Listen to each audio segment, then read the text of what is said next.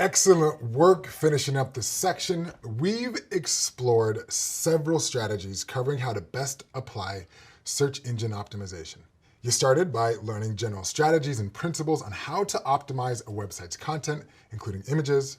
Then you learned recommendations on how to make a website mobile-friendly and a tool to check if it's mobile-friendly.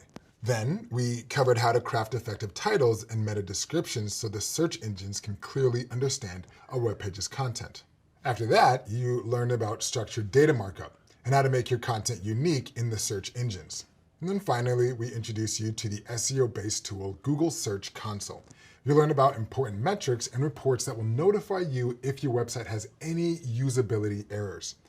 You also learned about SEO features the Bing Webmaster tool provides.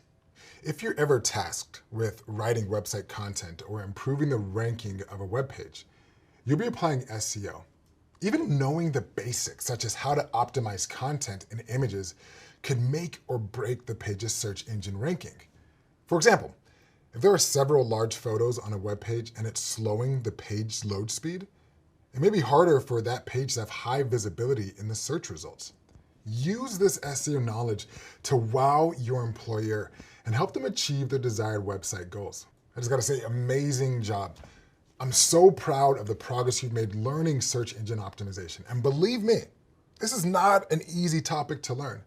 I hope that you're excited to continue learning, and I'll meet you in the next section.